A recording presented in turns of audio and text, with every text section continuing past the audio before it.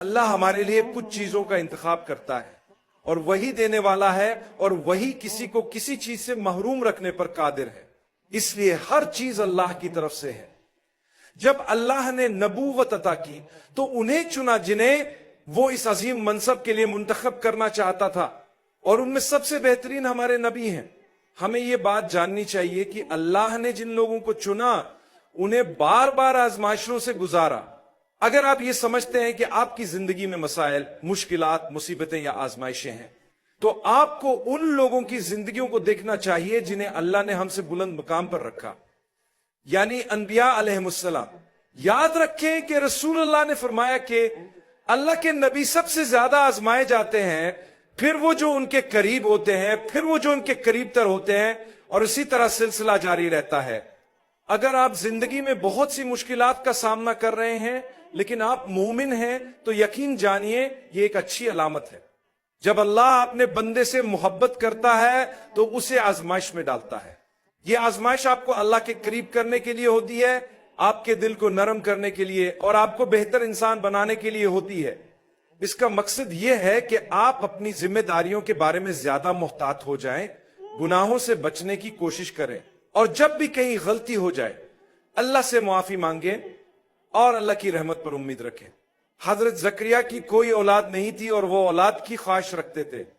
ان کی عمر کافی زیادہ ہو چکی تھی، مگر پھر بھی انہوں نے دعا کی۔ اکثر ہم میں سے بہت سے لوگ جب شادی کے بعد اولاد نہیں ہوتی تو مایوس ہو جاتے ہیں۔ وقت گزرنے کے ساتھ انہیں یہ خیال آنے لگتا ہے کہ شاید اللہ ہم سے ناراض ہے، میں دعا کر رہا ہوں لیکن اللہ میری دعا قبول نہیں کر رہا۔ ایسے خیالات مومن کے دل میں نہیں آنے چاہیے۔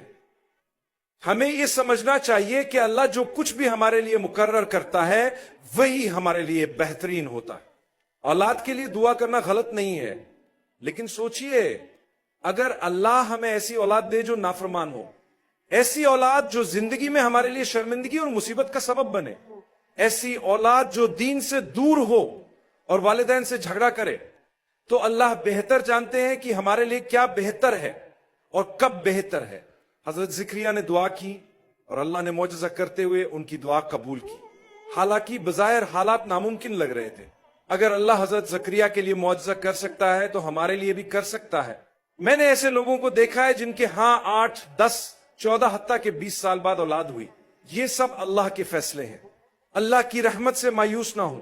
حضرت زکریا نے دعا کی، یا اللہ مجھے نیک و صالح اولاد عطا فرما۔ اللہ نے انہیں نیک اولاد عطا کی۔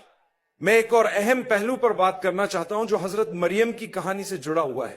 جب انہیں حضرت عیسیٰ کی ولادت کی خبر ملی تو وہ پریشان ہو گئیں کہ لوگوں کو کیا جواب دیں گی۔ یہ بہت بڑا مسئلہ تھا، معمولی بات نہیں تھی۔ میرے بھائیوں اور بہنوں، انہوں نے کیا کیا؟ انہوں نے اللہ سے رہنمائی مانگی۔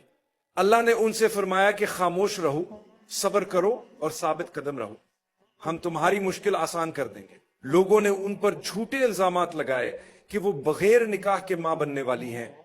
کسی پر الزام نہ لگائیں، ہو سکتا ہے وہ اللہ کے کتنا قریب ہو اور آپ کو پتہ بھی نہ ہو، اور ہم اپنی نادانی میں سزا کے مستحق بن جائیں۔ اللہ نے حضرت مریم کو حکم دیا کہ وہ خاموش رہیں اور صرف اشاروں سے بات کریں۔ اللہ نے خود ان کی بے گناہی کو ثابت کیا۔ بچے نے خود بول کر ان کی سچائی بیان کی۔ دیکھیں خاموشی کتنی قیمتی ہے۔ خاموشی نے ایک معصوم انسان کو کس طرح سہارا دیا۔ کبھی کبھی آپ پر لگائے گئے الزامات اتنے بڑے ہو سکتے ہیں کہ انہیں صرف اللہ ہی صاف کر سکتا ہے۔ فکر نہ کریں، صبر سے کام لیں، حالات کو سہنے کی عادت ڈالیں اور امید کا دامن نہ چھوڑیں۔ وہ دن ضرور آئے گا جب آپ مکمل خوشی کے ساتھ مسکرا رہے ہوں گے۔ بدترین صورت میں ہم قیامت کے دن پہنچیں گے اور اس صبر کا اجر دیکھیں گے جو ہم نے برداشت کیا تھا۔ تو فیصلہ کریں کہ آپ کس طرف ہونا چاہتے ہیں۔ کیا آپ ان لوگوں میں شامل ہونا چاہتے ہیں جو دوسروں پر الزام لگاتے ہیں، یا ان میں جو صبر کرتے ہیں اور اللہ کی رضا کے لیے خاموش رہتے ہیں؟ اللہ ہمیں ثابت قدمی عطا فرمائے۔ قرآن کی کئی آیات میں اللہ اپنے معجزات دکھاتا ہے، جیسے کہ بدر کے وقت اللہ نے فرشتوں کو بھیجا۔ اللہ فرماتا ہے یاد کرو بدر کے وقت جب تم کم تعداد میں تھے، اللہ نے تمہاری مدد کے لیے فرشتے بھیجے۔ اللہ فرماتا ہے میں نے تمہارے لیے 3000 فرشتے بھیجے، لیکن اگر تم صبر اور تقوی اختیار کرو گے تو میں 2000 مزید فرشتے بھیجوں گا۔ جس سے وہ 5000 ہو جائیں گے. اس کا مطلب ہے کہ اللہ کی مدد حاصل کرنے کے لیے ہمیں 2 چیزیں چاہیے، صبر اور تقوی. ہمیں صبر سے کام لینا چاہیے اور اپنے خالق کو پہچاننا چاہیے. ایک اچھا انسان بنے، دوسروں کے ساتھ مہربانی کرے، لوگوں کی مدد کرے، کیونکہ وہ سب اللہ کی مخلوق ہے. آج یہاں بیٹھے ہوئے سب لوگ اللہ کے منصوبے کا حصہ ہیں. آپ کے قریب بیٹھے لوگ آپ کے لیے اتفاقیہ ہو سکتے ہیں، لیکن اللہ کے لیے کبھی بھی اتفاق نہیں ہوتا. یہ پہلے سے ہی طے تھا. یہ سب ایک آزمائش ہے کہ آپ کیا کریں گے.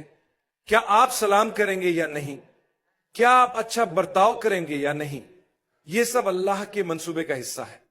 پھر اللہ ہمیں بتاتا ہے کہ صبر اور تقوی کے بعد ہم انسان ہیں، ہم غلطیاں کرتے ہیں، گناہ کرتے ہیں.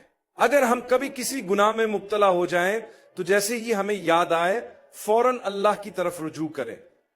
اللہ فرماتا ہے وہ لوگ جنہوں نے اپنی جانوں پر ظلم کیا، بے حیائی کے کام کیے، اور پھر اللہ کو یاد کیا اور اپنے گناہوں کی معافی مانگی اور آئندہ نہ کرنے کا عہد کیا، تو ایسے لوگوں کو ہم معاف کر دیتے ہیں اور ان کے لیے جنت تیار کر رکھی ہے.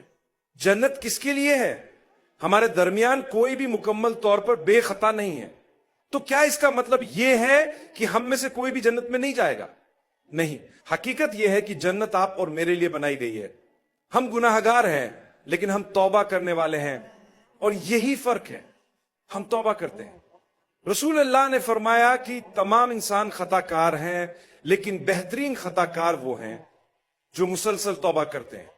صرف ایک بار توبہ کرنے والے نہیں بلکہ بار بار توبہ کرنے والے. میں اپنی بات کو یہ کہہ کر ختم کرنا چاہتا ہوں کہ اللہ کے گھر میں جو سکون ہم پاتے ہیں اس سے کہیں زیادہ بے مثال سکون اللہ کی جنت میں ہوگا، اور ہم اسے حاصل کریں گے. یہ زیادہ دور نہیں ہے. کوشش کریں، محنت کریں. جب بھی خطا کریں واپس آئیں، توبہ کریں. شیطان نہیں چاہتا کہ آپ واپس آئیں، لیکن آپ واپس آئیں، توبہ کریں اور اللہ کی بخشش حاصل کریں. جنت ان گناہگاروں کے لیے تیار کی گئی ہے جو اللہ سے توبہ کرتے ہیں. لہذا اللہ کی رحمت سے امید نہ چھوڑیں.